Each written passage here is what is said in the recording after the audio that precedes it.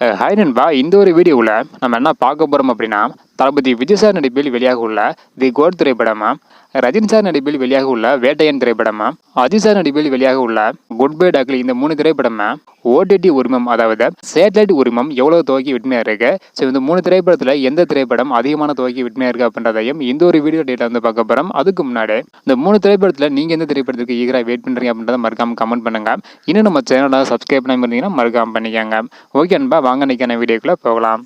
Okay அன்பா, தி code திரைப்படம் September 5ஆம் தேதியாம், குட் பை டாக்லி திரைப்படம் அடுத்த வருடம் பொங்கலுக்கு, வேட்டையன் திரைப்படத்தை ஆகஸ்ட் மாதம் வெளியிட திட்டமிட்டிருக்காங்க. தற்பொழுது இந்த 3 திரைப்படமே சேட்டலைட் உரிமத்தில் ஒரு புதிய சம்பவம் வந்து பார்த்தீங்கன்னா பண்ணியிருக்கு. ஸோ எவ்வளோ துவக்கி விற்பனை இருக்கு அப்படின்றத டீட்டெயில் வந்து பார்த்துடலாம். ஃபர்ஸ்ட் வந்து பார்த்தீங்கன்னா வேட்டையன் திரைப்படம் 88 கோடி ரூபாய்க்கு விற்பனை இருக்கு. இந்த திரைப்படத்தின் மீது மிகப்பெரிய அளவில் எதிர்பார்ப்பு வந்து பார்த்தீங்கன்னா இருக்குது. இதனை தொடர்ந்து குட் பை டாக்லி திரைப்படம் வந்து பார்த்தீங்கன்னா 95 கோடி வரை வந்து வாங்கியிருக்காங்க. இதுவரையும் வெளியான அதிசார படங்கள்லேயே இந்த ஒரு திரைப்படத்துக்கு தான் அதிகமான தொகைக்கு வந்து வாங்கியிருக்காங்க. ஸோ குட் பை டாக்லி திரைப்படத்தோட ஃபர்ஸ்ட் லுக் வெளியான உடனே சேட்டலைட் உரிமத்தையும் வந்து வாங்கிட்டாங்க.